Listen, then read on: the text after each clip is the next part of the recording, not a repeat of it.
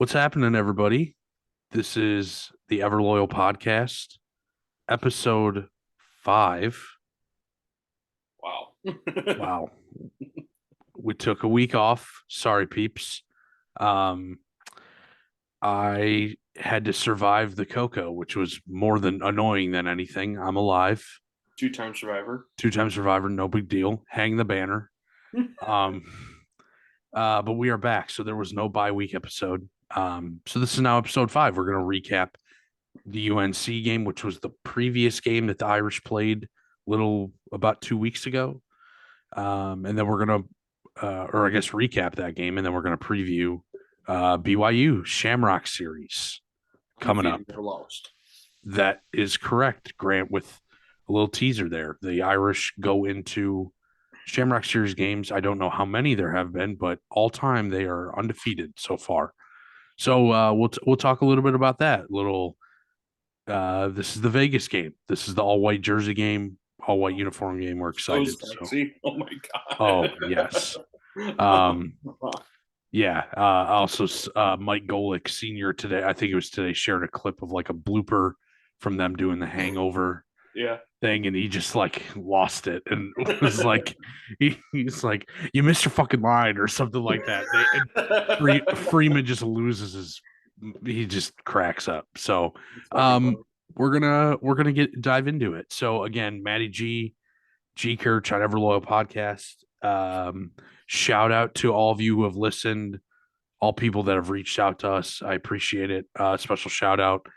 He gave me one, so here's another one. My boy Nate McCormick, my class at Notre Dame, also band kid. He was on the drum line. Love him.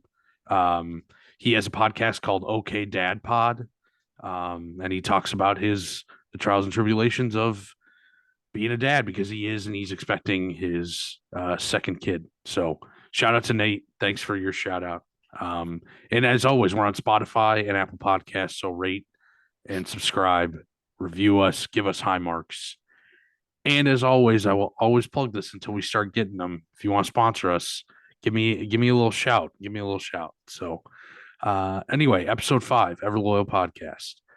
Grant, the Irish are on a win streak. Thank fuck. It is 2 games. The Irish are 2-2, but that's 500. 500. We like my favorite team, the Tigers, ended far away from 500. The Irish are 500 at 2-2. So um, it's interesting to me. I've been thinking about it over the bye week, also cheeseburger bye week. If you didn't have a cheeseburger, don't know what you're doing wrong there over the bye week. If you don't know, Google Charlie Weiss cheeseburgers and you'll understand why the Notre Dame Twitterati go nuts over that. I was thinking about it, and where unfortunately the extra loss was to probably one of the worst opponents we'll have on the schedule. Oh yeah. But if I mean we're one game off from kind of where we expected to be at this point, right? We expected to be 3-1 with the loss to Ohio State. Mhm. So I think you bounce back 2 wins. You still don't really know. We still have 3/4 of the season left. So how's it going to go? Or I guess 2/3 of the season left. So, Yeah. No, um, I think just based on the North Carolina game alone, this is the team that we thought we were gonna get from week yeah, one. no, that's true. The final score of that game was 55-32, but that game never felt close. Like at the end, they No, scored just garbage time bullshit points, but like that game was out of hand very quickly. And yeah, it's like, fucking thank you. I don't know right. what was said, after that weird Cal game or, what was said at halftime, but like it's about time. The I mean, the offense woke up. I mean, UNC's defense was hot garbage. dismal. But at the same time, you got to execute. So the running game was working. O line's blocking. Pine had a clue, Yeah. which we didn't He really wasn't. see. Also, he's 2-0 as a starter in Mhm. his career. So you can't against Power 5 teams. You can't, no matter who they are.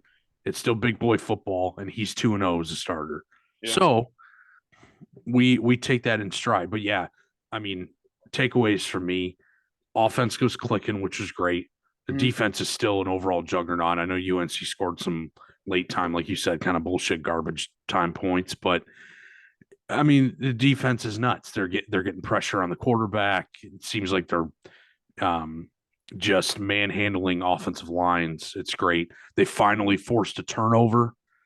I was gonna say that's my only real worry about the defense Mm-hmm. is we're tied with like Alabama, one other really big Power Five school with like the least amount of turnovers through 5 weeks of college football, and then there's Fresno State who has zero Yeah, turnovers, right. We have zero one. forced turnovers. I mean, Like one is better than nothing. But that is yeah, true, no, you're right. but it's This. it's weird because this defense, Mhm. for as good as it is, should be forcing whether it be a strip sack or fumble or. I mean, even our secondary has not been playing half bad either. So I mean, you think they should be getting some pass breakups or some ints here sooner or later. No, and I mean you got guys ranging in ages who are doing really well.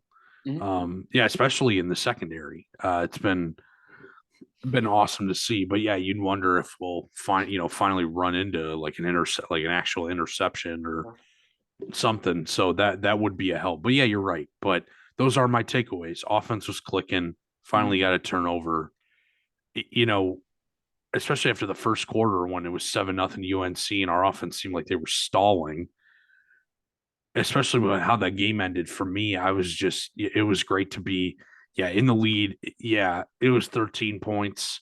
However, we estimate out of no fault of his own fumbles at the goal line. Like Mhm. you can't blame him for that. So he should add over 50. And then yeah, they just get some garbage time touchdown Yeah. or a couple of garbage time touchdowns. But you know, we play and we also had a great game plan too. Going up by 10 at half was huge. And then getting the ball back and scoring a touch, like going up 3 possessions. That was the ball game right Yeah. there. And yeah, I think so a couple of takeaways I had was one, the defense and their lack of turnovers. It's not necessarily concerning, but it's just a little, just something to keep an eye out on. Again, none of these teams are world beaters that we have faced, except for Ohio State. But we've already discussed that game. Benjamin Morrison, true freshman, starting in the secondary, yep, yep. taking a grad student spot. I like the fact that Coach Freeman is willing and able to do that. Um, for a long time we've had these athletes who graduate after their sophomore year because they don't play, um, which maybe rightfully so, maybe not, but we're starting to see some of that those big time recruits finally show up. And then this might be a hot take, but it's something that I think just again propels this offense. I think Audric Estime needs to be running back one. Oh, Over the yeah, last yeah. over the last 2 games, he has 210 rushing yards and 3 rushing touchdowns. And I mean, he's built like a linebacker, but with the feet of Kyron Williams. I Mhm. mean, it's Oh, I mean, I agree with you, especially with him this week saying something. I'm paraphrasing, but he's like, I'm not even close to where I feel like I can be as a running back. And he just had a dominant couple of games. But mhm. no, I don't even think that's a hot take. I agree with you. He is a bowling ball. And Yeah, literally. not like one that's like fullback. It's just like he is a bowling ball. Yeah, And yeah, I agree with you. That's a great way to describe it. He's got that the body built and he's tough, but right. He's got quick feet. He's not cement legs. He's yeah. very It's agile, almost like it's almost like a Kyron Jerome. He's was. almost kind of like the bus, but like Yeah, not as big yeah, and good quicker. comparison. But Hmm. like, I mean, he's built. I mean, if you looked at him like just you're passing him on the street, you do not think that is a running back at a No. Power Five or at a big time D1 program. Hmm. I think he's a linebacker or got a fucking freaking nature fucking secondary person. Yeah, But I love what he's doing. I think he's going to be a really good running back here for the next 2 to 3 years to come. yeah. I'm hoping so, and I see it. Um, so kind of with that, with the segueing into the game that we have coming up here, and using those takeaways and what can we do? So the Irish go to Vegas. It's a neutral site game. It's a home game on the road with Shamrock Series, but playing BYU in Vegas. BYU is ranked. Um, Only lost to kind of Oregon. iffy Oregon team. Yeah, because then Um, they got destroyed by Georgia week 1, so that's they weird. did, and I mean, I'm not. Yeah, you could maybe put USC up there because they've been pretty dominant, but like the rest of the Pac-12, is just down. They're just not. Yeah, I Like mean, they're not UCLA is good. barely escaping South Alabama at home on a Thursday night. Like, Right. Washington ranked getting smoked by UCLA, who's just, yeah.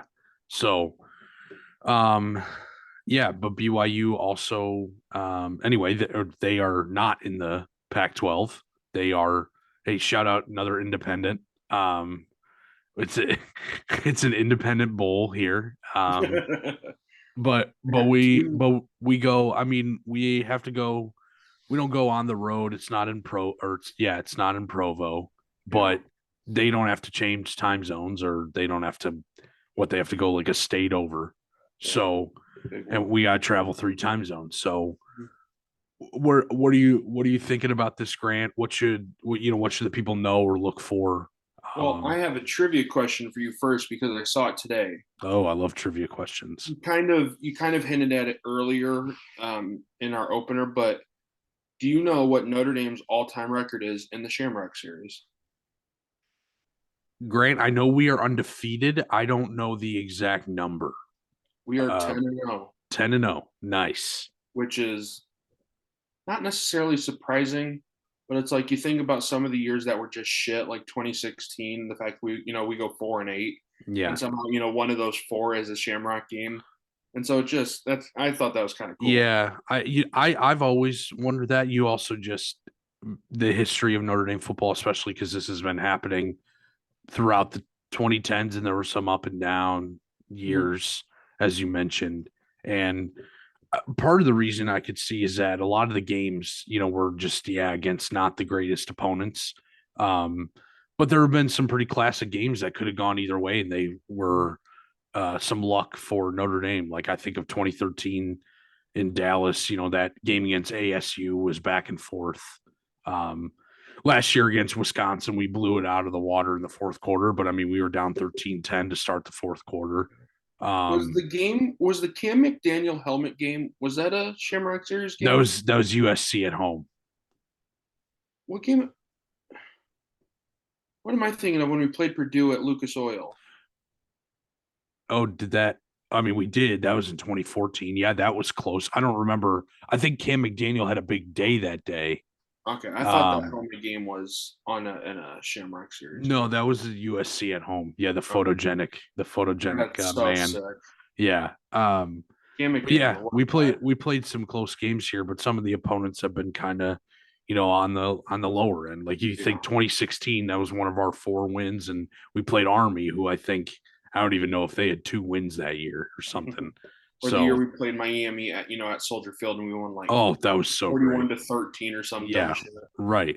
So, but yeah, it is very interesting that we have been playing these, and definitely um we're probably not going to get into the opinions of what you'd rather think or about playing road game, these kind of home games on the road. But as far as the university's standpoint of Jack Swarbrick in the athletics department, that's a great marketing piece. 10-0 so far. Then I So think like just the Shamrock Series is really good for the brand of Notre Dame. I mean, the Notre Dame brand is worldwide. Like I'm not going to try and mhm. argue that it's not, but like it kind of gets back to its roots where Notre Dame was the only team traveling across country in the train to go play USC back in the early 1900s. Like we're still making our way out to these different places rather than just playing all of our games in the East time zone or like in the East Coast. I mean, we're going out.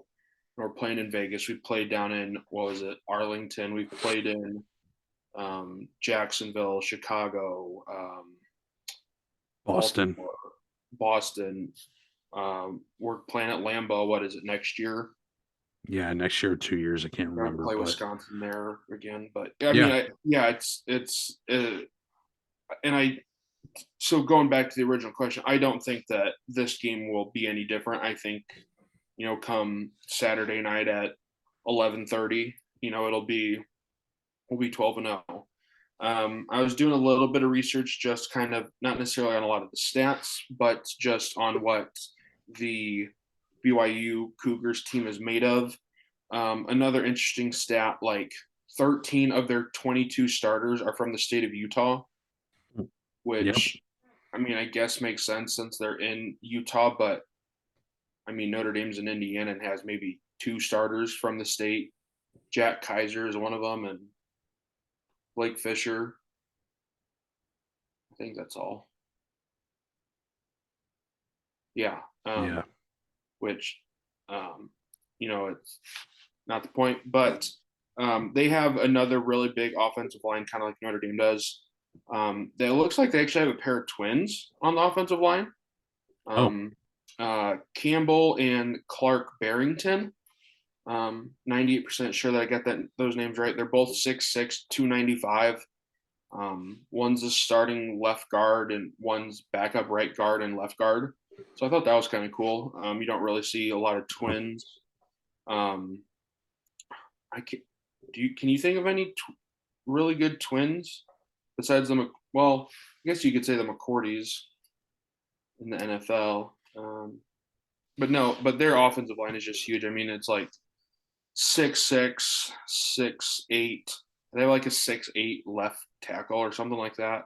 6'6" center. It's just, and their shortest guy on the team is 6'1", which is their quarterback. Which again, I thought is interesting. You see a lot of teams have people in the secondary who are 5'9", 5'10", 5'11", and so I just kind of thought, that's interesting. I don't necessarily know if it does anything, but yeah, again, it's going to sound bad. I'm not really too worried about it. BYU, they're probably the second best independent team this year outside of Notre Dame, and I'd even put a 2-2 Notre Dame ahead of a 16 ranked 3-1 BYU.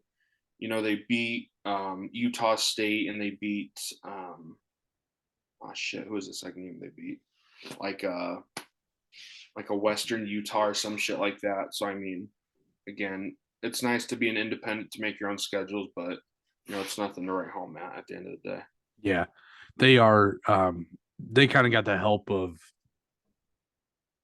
which we probably would have gotten if we had not lost to Marshall, but of a higher, preseason ranking, and with their only loss being to Oregon, they've kind of stayed in that AP top 25 realm. So they're number 16. So if people kind of look at it, they are ranked, but it does seem like, we're the favorites. So as it stands right now tonight, we're 3.5-point favorites. The Irish are, with the total being set at 51 flat, which I seem, BYU scoring some. We definitely showed that we can score. So that might seem a little bit low, but this is one of those things where you don't want to not worry about it at all. But usually when lines are like that against a team, especially if they're ranked, it always feels like somebody knows something that maybe people might overlook, or they might be relying too much on the ranking to think about favorites and underdogs. But yeah, and I mean, this is kind of like our game, right? We have to travel, but it's technically home game. It's going to be Notre Dame. We unveiled the sweet jerseys, the sweet uniforms. BYU, I'll credit BYU. Those are pretty sick too. Yeah, I like that they did it. So if people didn't see it, go online. BYU is kind of doing like a black and blue. The black is the main color, so they're in all black, which of course I went straight from Good versus Evil. We're in all white and they're in all black, but they do a pretty sweet uniform. It's not better than ours, but it's just it's a cool thing. But yeah, undefeated in Shamrock Series so far, still kind of our home game. if you will. And a couple of wins. I know, a couple of wins and then a bye week to get right, maybe take care of some getting beat up a little bit, bangs and bruises. So We've I also like, got quite a few freshmen starting to make some yeah, moves in our bye week practices, which has been interesting to see. yeah, Maybe take some things up here a little bit. for sure. So, yeah, I mean, a lot to like. I don't want to get too overly confident, because just my superstitious ways. We did Mhm. that for Marshall, and we we took an absolute Shit, dump in the middle the of the whole field. bed. Yeah. Yes, yes.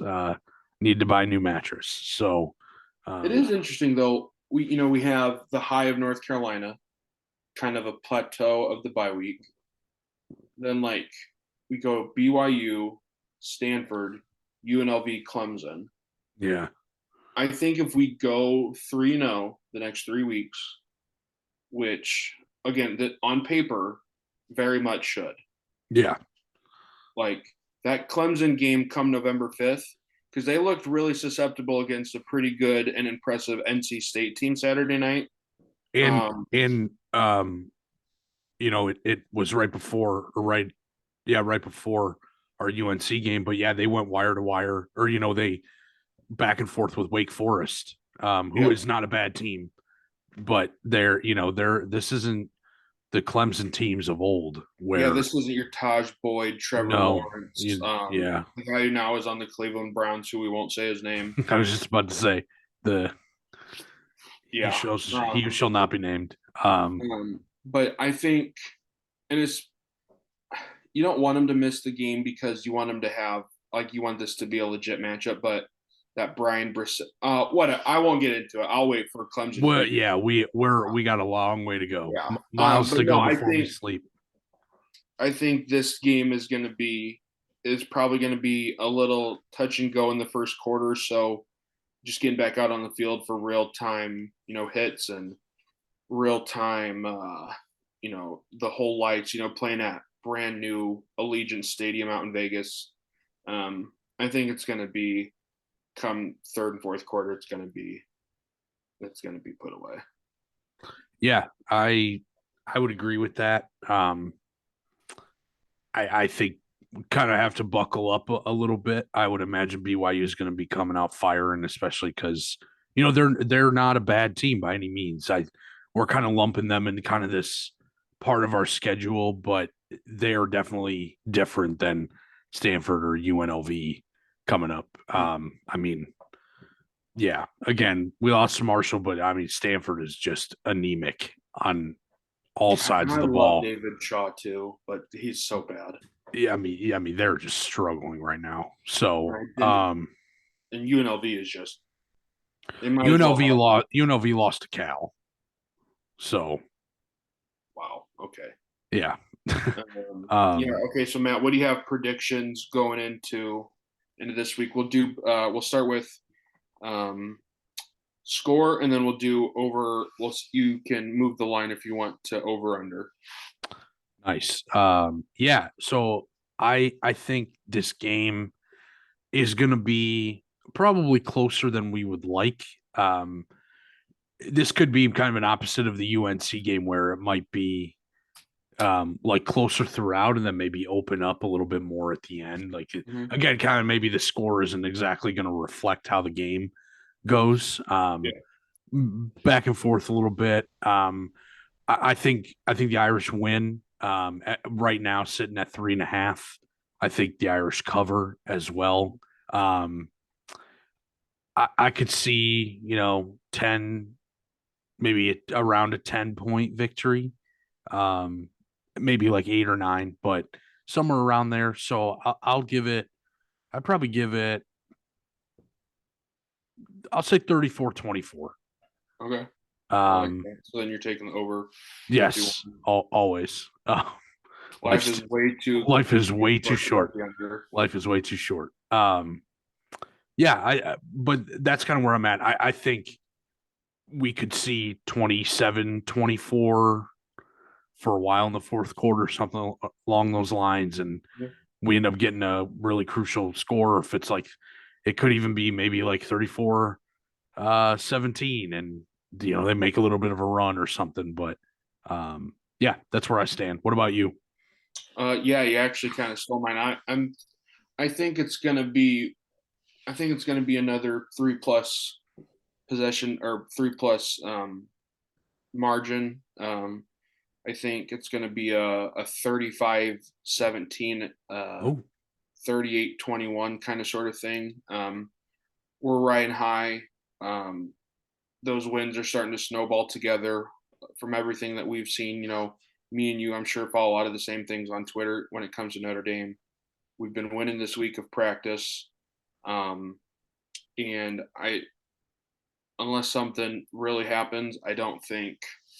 I mean, that BYU team. I mean, they don't look really like against Oregon, which again is kind of an outlier. But I mean, they didn't look all that great. They beat a shit Utah State team. I just don't know if their ranking truly demonstrates what they've done so far. So I think it's like I said, 38 21 or 35-17 kind of sort of thing. Notre Dame goes to 3-2, and we take the over 51. I like it. I like it a lot. You change a little change in optimism from the Cal game that you have here. I like this. Winning cures all. I mean, it really does. It does. Just ask Scott Frost. Yeah. Oh, also Paul All right, Christ. that was Um, wild. yeah, kind of crazy. Paul Chris. I've been I've been asked this question before, and people have kind of said this. I would probably say that like if I didn't go to Notre Dame, like I feel like Wisconsin's kind of similar vibes. They love the sports, Midwest, all that stuff. So I kind of track and see what's going on with Yeah. Wisconsin, but they fire Paul Christ, which it's not a bad move, but it's confusing when you start looking at his wins and losses and Mhm. stats and Then um, he's constantly in the Big Ten championship. yeah. Although it is the Big Ten West, which Poopy. I'm pretty sure, yeah, Fun fact on Wisconsin, their fight song was the same fight song at my high school. really, It was. wow, go oh Redhawks. Good um, save. Grant's high school has there when he was there. They have a mascot that was not PC, buddy. Um, Yeah, not so ideal guy. so no, think yeah. Anyway, Think the um, Washingtons. the the, the football team. Yeah. You guys are just the Goshen football team now. Yep. We're the Goshen sports team. Go sports. Go sports. I didn't know that. Yeah. My high school had the Texas A&M fight song, which now is way less cool because they are just lamos, God, they're the worst. which is very funny.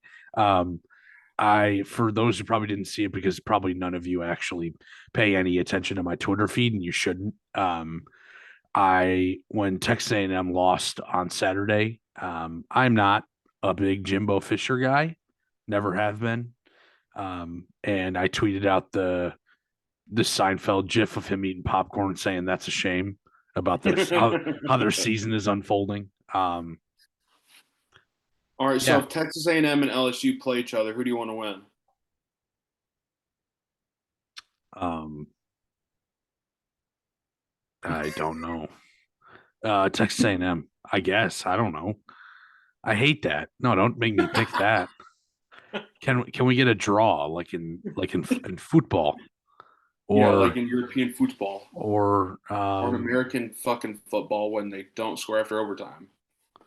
yeah, I still don't understand why in the year of our Lord 2022 we have American football games where there are ties. Does not make any sense. Honestly, even adopt the soccer model and at worst like do a field goal kicking competition. Like I think the NCAA has it right in this time. I We think go so back and too. forth. Mhm. I, Maybe instead of at the 25, since they're pros, you move it back to the 35. I would even say I've told man, you bring any opinion about this and people will come after you like no matter what side you're on. Yeah. I've said I think the NFL should adopt either you get the ball, it's like college, but honestly, I would even say like the 40 or the 50. They're Yeah. professionals, that like make it a challenge. But, Hmm. it could be a drive or at the very least the other team needs to get the ball once.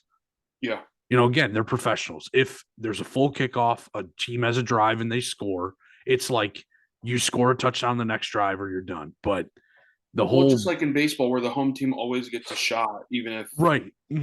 I exactly just give them the ball once. If they can't do it, okay. The other team scored a touchdown on their first yeah. drive. Like, fine. I but I've been kind of liking the fact like you push the ball maybe like the 40 or the 50 Mhm. and you go from there. Yeah. But anyway, of course, this is classic how we get absolutely sidetracked. But we got to recap all what's going on in football because we're clearly football guys. So Capital J um, journalist. yeah, that's us. We're like I don't know, small J, half Oh, journos. Yeah, J's. No, we're remember we both majored in journalism in college. Don't yeah. Oh yeah, I totally forgot. We're big journalism guys. Totally, totally big Totally. communication, big communication guys. Clearly, um, well, this is. I think we're gonna wrap here because we're starting to derail again. So, but Notre Dame BYU should be exciting. If you're going, um, Fucking cheer loud and bring me back a souvenir. if you're going to the game, souvenir. Have a spend a lot of sit Have a down and brew brews on relax, us. have fruit brews. Hopefully here's to all luck and hopefully you sit a long time at a blackjack table, Hopefully, win what some happens in money. Vegas comes back in your pocket. Yep, that's right. And if you're not, enjoy beverage. We are going to have some in the Midwest here, some serious fall weather on Saturday. Um, so I'm excited. Get excited. Get that apple cider. Um, get a blanket, curl up, bourbon, whatever you want. Get you Enjoy. some booze and some football. Nice, nice. It's like faith, family, and football. We all Cover love it your here eyes, in the full heart. Midwest. Can't lose. Can't lose. But anyway, Notre Dame BYU 7:30 p.m. Eastern time. We'll be 4:30. watching and recapping next week on our episode of Ever Loyal. Thank you for tuning in. As always, rate, subscribe. We're on Spotify and Apple Pod. Find us, and we thank you for listening. Cheers, everybody. Deuces, y'all.